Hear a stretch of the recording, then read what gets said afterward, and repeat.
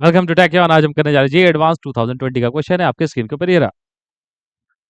You can see that as shown schematically in the figure, two vessels contains water solutions of potassium permanganate KMnO4 at of different concentrations N1 and N2 molecules per unit volume with delta N is very less than N1. When they are connected by a tube of small length L and cross-sectional area S, potassium permanganate starts to diffuse from the left to the right vessel through the tube. Consider the collection of molecules to behave as dilute ideal gases and the difference in their partial pressures in the two vessels causing the diffusion. The speed v of the molecules is limited by the viscous force minus beta v on each molecule, where beta is a constant, neglecting all terms of the order delta n square. Which of the followings are correct? है ना? तो देखो तो ध्यान से इस question को आपने सबने पढ़ा। अब इसके एक-एक ऑप्शन को एक-एक क्वेश्चन की जैसा हम लोग डील करते हैं। चलो ठीक है ना। इसमें क्या दिया हुआ है, दो कंटेनर्स हैं जिसमें एक N1 कॉन्सेंट्रेशन पे कोई लिक्विड रखी हुई है, दूसरे में N2 कॉन्सेंट्रेशन पे लिक्विड रखी हुई है। अब ध्यान से देखो तो पार्शियल प्रेशर के डिफरेंस के कारण इसमें लिक्विड फ्लो करता है। तो देखो तो पार्शियल प्रेशर अगर आप ध्यान से देखें, पार्शियल प्रेशर क्या मतलब प्रेशर अगर आप ध्यान से देखें तो इस जगह पे कोई N1 कॉन्सेंट्रेशन है, इस जगह पे N2 कॉन्सेंट्रेशन है। तो लेट्स सपोज यहाँ पे प्रेशर P1 है और यहाँ पे सपोज प्रेशर P2 है ना।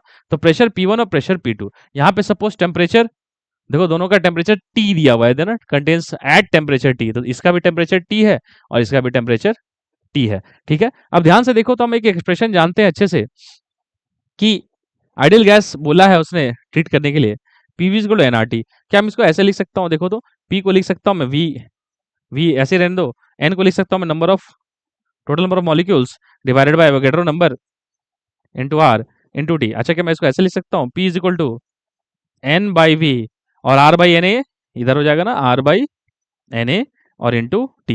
अच्छा आप ध्यान से देखो तो ये N बाई V क्या है, number of molecules per unit volume. इसी को उसने क्या कहा है, देखो N इसी को कहा है ना पर यूनिट वॉल्यूम, तो यही तो है N। तो ये है स्मॉल n और ये R बाई NA को क्या कहते हैं, बोल्ट्जमैन कांस्टेंट K B बोल रहा है वो, तो क्या लिखूंगा ये N KB T is the pressure, partial pressure का इक्वेशन। अब ध्यान से देखो तो P1 हमें पता चल गया कितना है, P1 है अपना हो जाएगा, P1 की वैल्यू हो चुकी है। अब यहाँ ध्यान से देखो तो गैस जब फ्लो कर रहा है तो प्रेशर डिफरेंस के कारण ही फ्लो करता है, तो यहाँ का प्रेशर है P1 और यहाँ का है प्रेशर P2।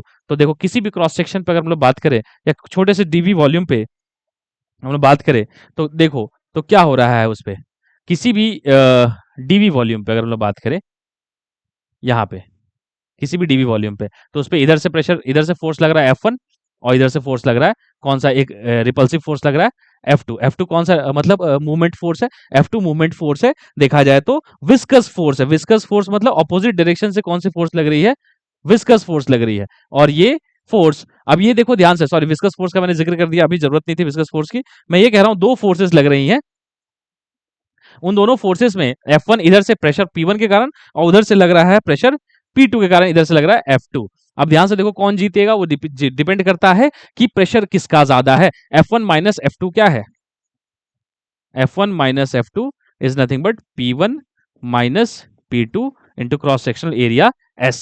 इस क्रॉस सेक्शनल एरिया को उसने क्या दिया हुआ है, S। तो किसी भी क्रॉस सेक्शनल एरिया पे, फिलहाल वॉल्यूम पे ना बात करते हुए अगर मैं क्रॉस सेक्शनल एरिया पे बोल रहा था, तो ये क्रॉस सेक्शनल एरिया पे अगर आप देखें, वो बाद में आएगा विस्कस फोर्स के समय। तो देखो क्रॉस सेक्शनल एरिया S पे इधर से धक्का दिया जा रहा है कितने से, F1 से, और इधर से धक्का दिया जा रहा है F2 से, है ना। और F1 क्या है P1 इंटू S और F2 क्या है P2 इंटू S। अब देखो हमें पता है कि इधर की कौन सा N1 क्या है, N1 बड़ा है, N1 is greater than N2 लिखा हुआ है उसने, देखो ना लिखा है कि N1 is greater than N2, तो इधर कॉन्सेंट्रेशन ज्यादा है। क्यों कॉन्सेंट्रेशन ज्यादा होने से क्या हो गया, P1 बड़ा हो गया किससे, ग्रेटर देन P2 से। तो मूवमेंट किधर होगा, इधर होगा ना, तो इधर मूवमेंट होगा तो सम वेलोसिटी v से होगा। तो सबसे पहले हमें ये क्या पूछा है, देखो तो the force causing the molecules to move, तो कॉज कौन कर रहा है, P1 माइनस P2, तो क्या लिख सकता हूं ना मैं N1 KT minus N2 KT into S, ये कॉज है। तो इसको मैं ऐसे लिख सकता हूं N1 minus N2 into KT S, KT मतलब KB है ना, बोल्ट्जमैन कांस्टेंट। ठीक है, तो KBTS। ठीक, अब देखो इसी N1 माइनस N2 को क्या लिख सकता हूं मैं, delta N K Boltzmann constant TS। यही तो है ड्राइविंग फोर्स। देखो फर्स्ट ऑप्शन दिख रहा है ना, डेल्टा N KB TS, तो फर्स्ट ऑप्शन इज करेक्ट। ये ड्राइविंग फोर्स है, ड्राइविंग फोर्स है due to the difference in the pressure. But who is, which force is the stopping force, stopping force अगर आप ध्यान से देखें तो विस्कस फोर्स है, अब वो सेकंड ऑप्शन वही पूछ रहा है, द फोर्स बैलेंस इंप्लाइज, मतलब विस्कस फोर्स आपको चाहिए होगा। तो अब यहां पे क्या करो, विस्कस फोर्स निकालने में प्रॉब्लम क्या है, विस्कस फोर्स निकालने में प्रॉब्लम है कि विस्कस फोर्स का इक्वेशन दिया हुआ है बीटा वी पर मॉलिक्यूल बीटा वी दिया हुआ है। तो पर मॉलिक्यूल बीटा वी दिया हुआ है, बट एक हमें अगर पर मॉलिक्यूल बीटा वी दिया हुआ है तो हम लोग चलो एक छोटे से वॉल्यूम के लिए निकाल के देखते हैं।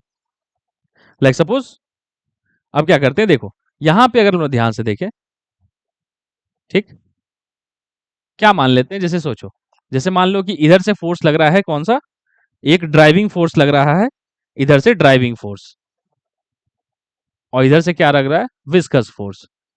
तो फोर्स बैलेंस अगर कांस्टेंट स्पीड में चल रहा है तो क्या होना चाहिए, फोर्स बैलेंस होना चाहिए। तो क्या होना चाहिए, driving force must be equal to viscous force.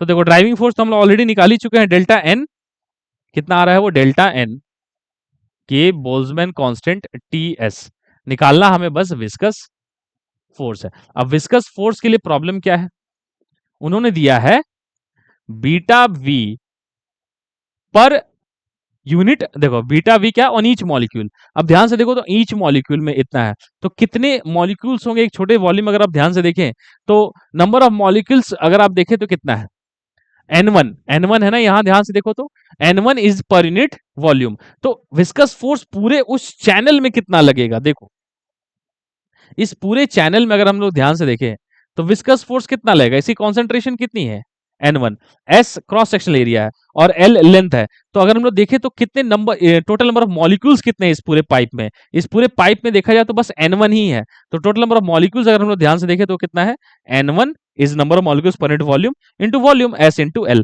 So this is the total number of molecules present here, है ना। तो उन टोटल नंबर ऑफ मॉलिक्यूल्स पे कितने हैं, N1 S L, और एक मॉलिक्यूल पे कितना लग रहा है, बीटा वी। तो क्या लिख दो, इसको मल्टीप्लाई कर दो, N1 S L, है ना। देखो तो ये हो गया विस्कस फोर्स। अब इसको यहां लिख देंगे N1 beta V S L, कौन कट गया, S और S कट गया, देखो मैच कर रहा है ना, क्या है, eta 1 B V L is delta N K B T.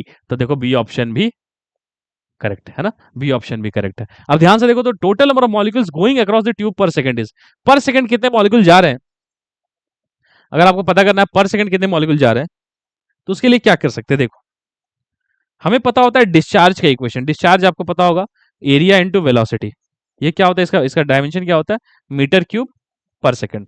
मतलब इसका मतलब होता है delta v by delta T, कितना वॉल्यूम फ्लो किया पर यूनिट टाइम। अच्छा इसको मैं मल्टीप्लाई अगर कर दूं किससे, delta N by delta V से, तो देखो तो क्या आने वाला है, देखो तो डेल्टा वी कट जाएगा, delta N by delta t आएगा ना, number of molecules per unit time.